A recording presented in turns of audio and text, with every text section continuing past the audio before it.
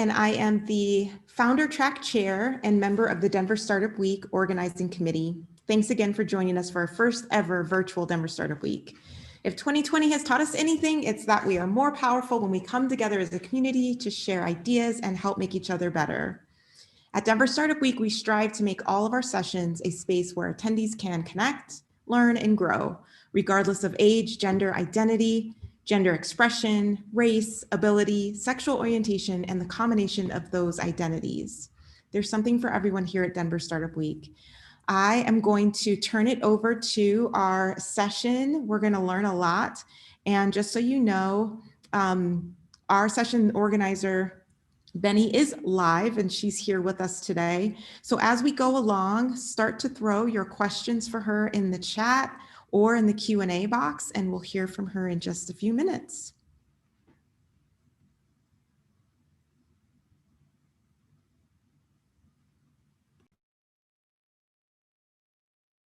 Hi, I'm Benny Samuels, founder and chief stylist of Project Style Denver, a pop-up shop concept that promotes style, community, and philanthropy.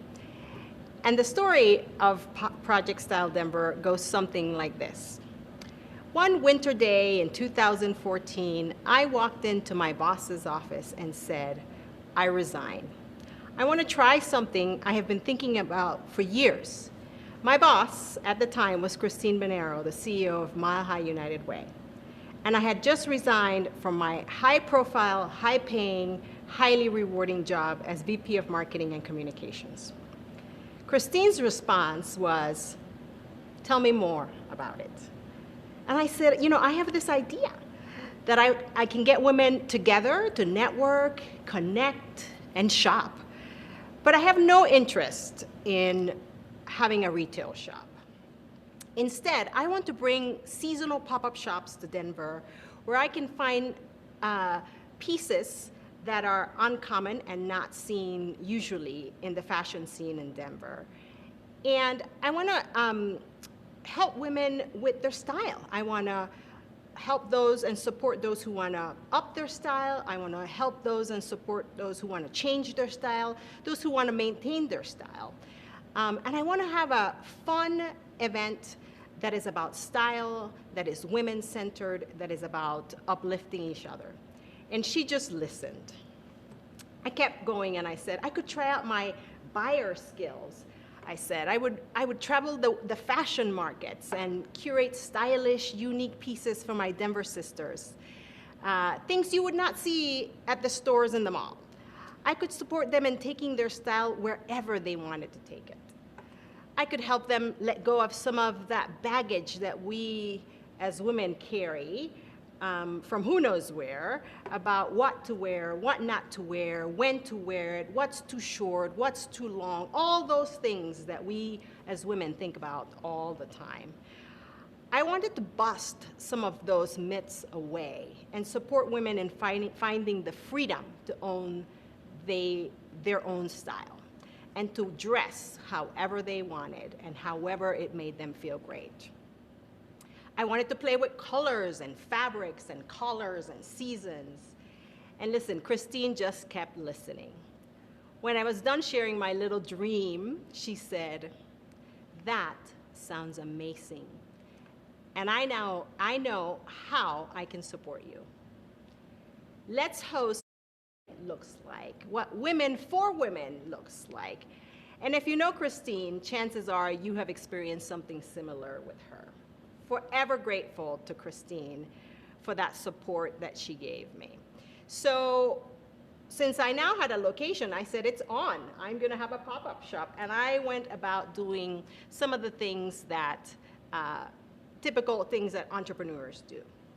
I joined the SBDC. I got a mentor, which was a great thing to do. I learned so much about business plans, about taxes, about inventory, things that I didn't know about, right? What I loved was the real fun side of things. So I wanted to share with you after what Christine thought about all this idea of a pop-up shop.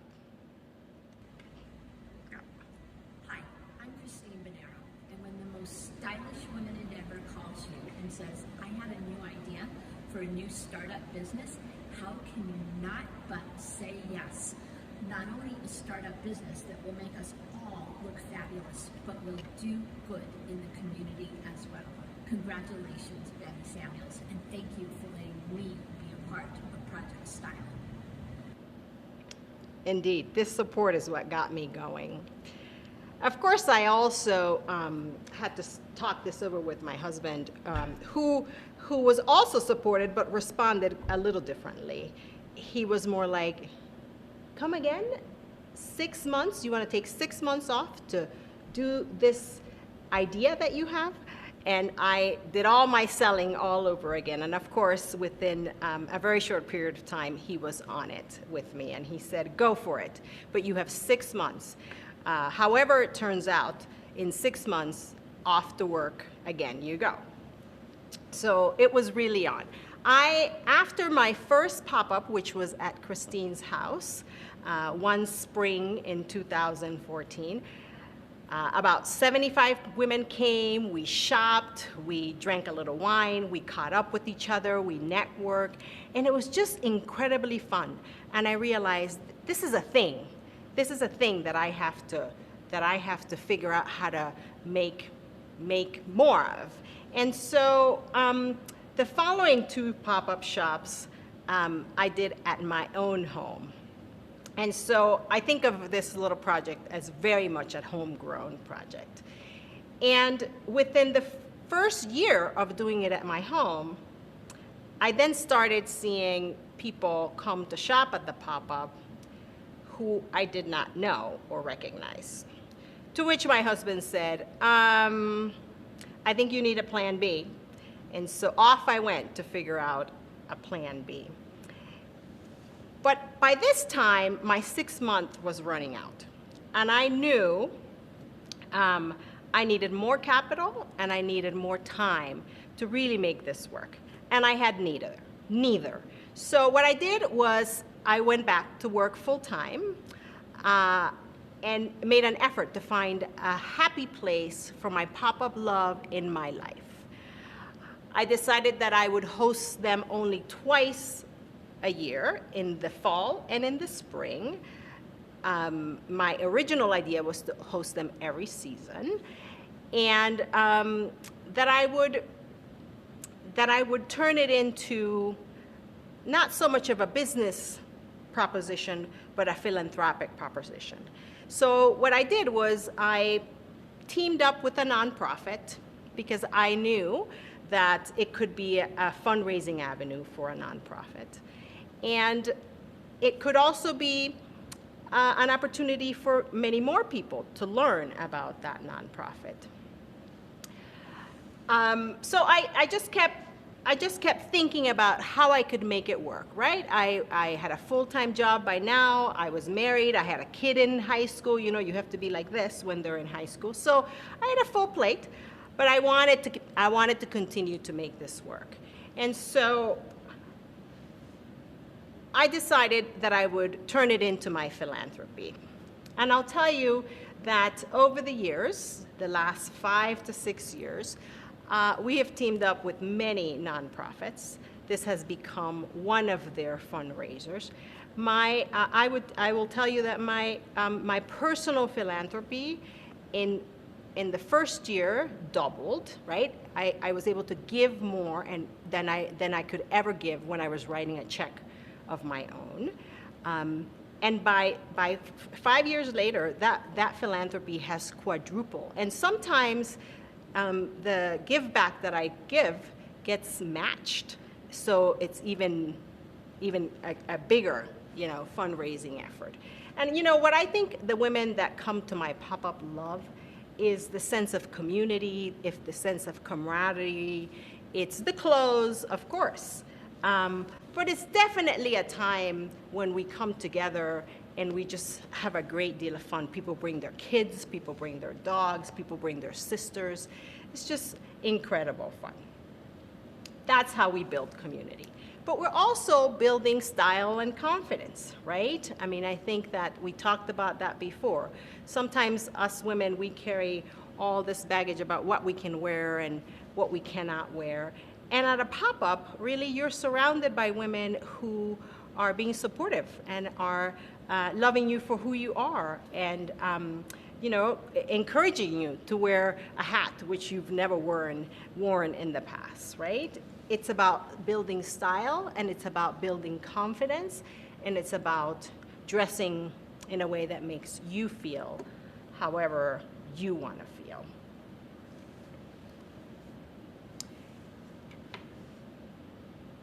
I'm so proud of this project because it combines two things that I love: style and fashion, and I give back to the community.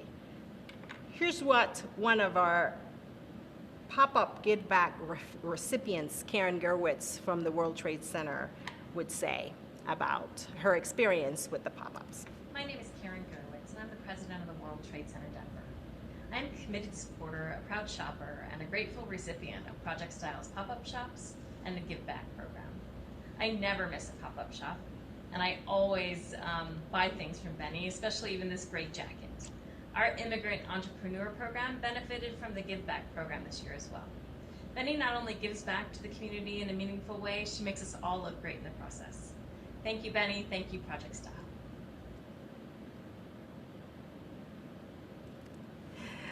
Great. Listen, the magic of the pop-up shop is our in-person events, right? It's when we come together and we laugh together and we shop together. And these days, we cannot do that, right? It wouldn't be safe.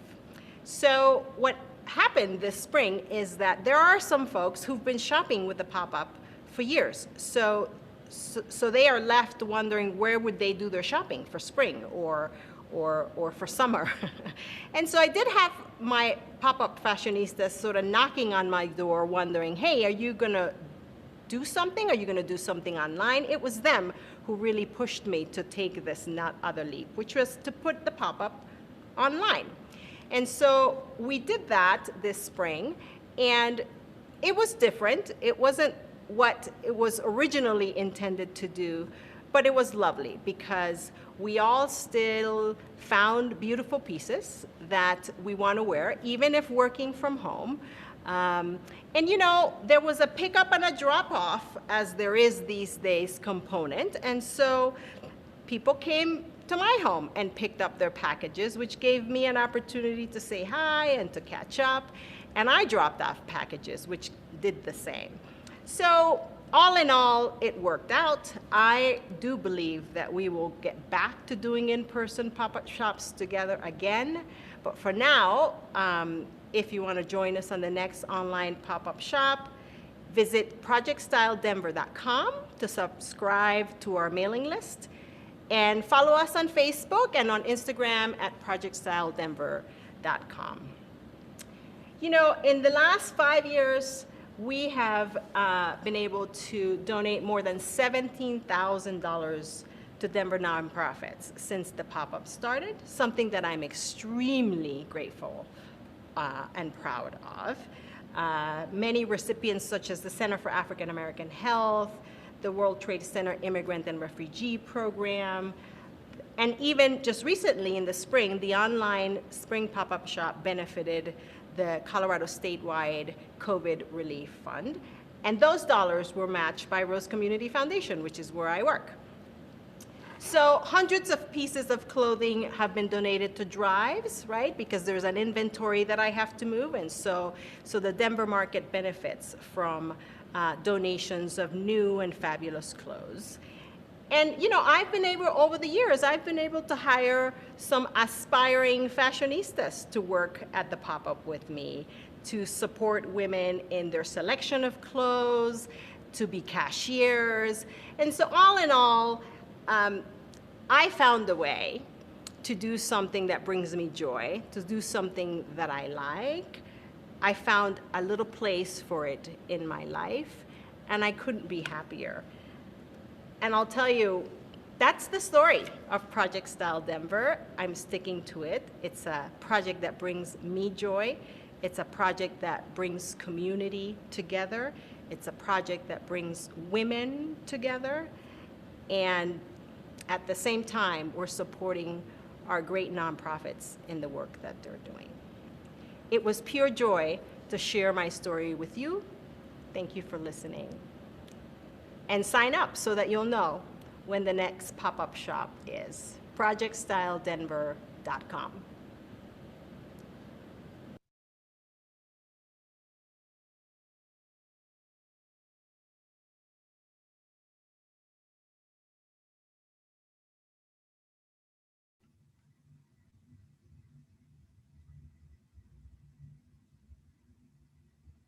You're on mute. Hello, everyone. This is Benny Samuels. Thank you so much for being here today. I much gratitude for allowing me to share my story with you. I am here to answer any questions related to how I started the pop-up or what's happening now, or any challenges or barriers that I've had. I'd be happy to answer any questions.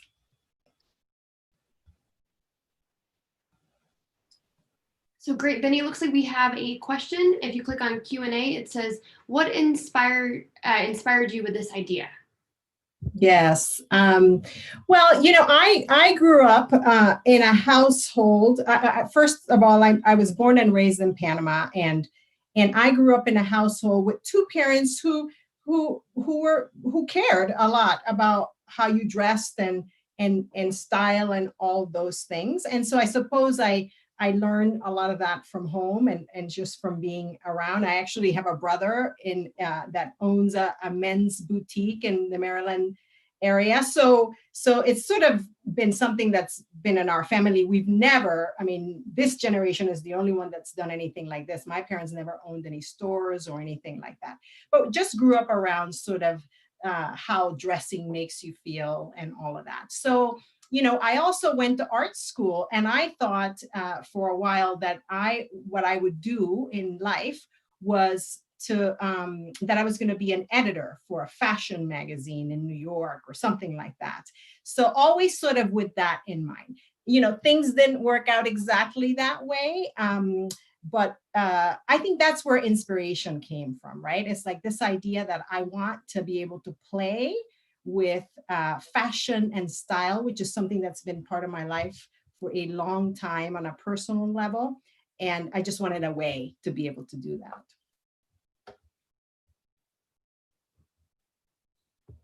Let's see, I see another question. How do you decide which nonprofits to partner with and support? Excellent question. There is really no like scientific way of doing that. I am a nonprofit executive myself in the Denver area, and I have been a nonprofit in the nonprofit area for over 25 years in Denver. So in some ways, that's my community, right? The nonprofit community is my community. I know a lot of people. I've worked with a lot of people. I mean, I've worked for several nonprofits. And so there is no scientific way. People tend to just ask me, you know, and I, you know, for the most part, have just said yes. I mean, the Center for African American Health has been a recipient multiple times. You know, I know that CEO well. She's a friend. I think she's onto something and is growing that organization. And I think the African American community needs that. So I just wanted to add my 2 cents to the work that she's doing, right? Karen Gerwitz, who you saw on the video, is a very faithful shopper of the pop-ups. And, you know, one day she just asked me, and she actually said, you know, most people probably don't even realize that the World Trade Center is a nonprofit. And I thought, well, that's an opportunity to let them know that it is. So we partnered in that way. So I mean, it really just depends on, you know, if you asked or, you know, I'm in nonprofits, so I also know who has a need and where that need exists.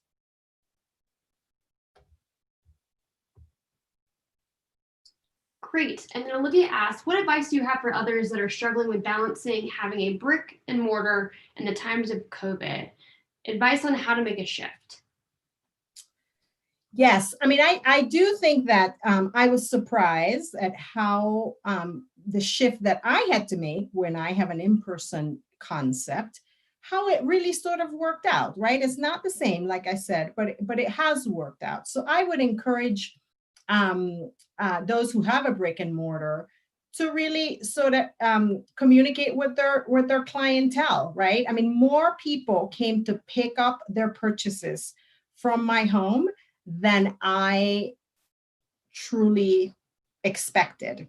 And so you'd be surprised what people are are willing to do in these challenging times. I would lean on my clients, ask them through the channels that you normally communicate with them, for some ideas of what would work. I think that your clients really know, what can work.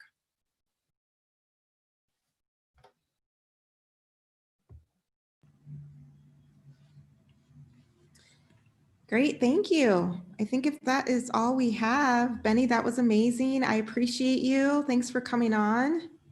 Yes, thank you. I think that if you all want to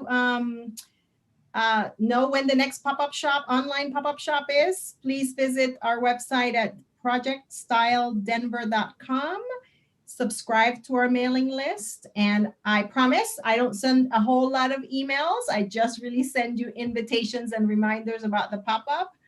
And then you'll know when it is, and you can participate from anywhere that you are in the world, really. Great. Awesome. Thank you, Benny. Thank you for everyone who is here. And we look forward to seeing you on additional sessions throughout the rest of the week. Thank you all. Bye.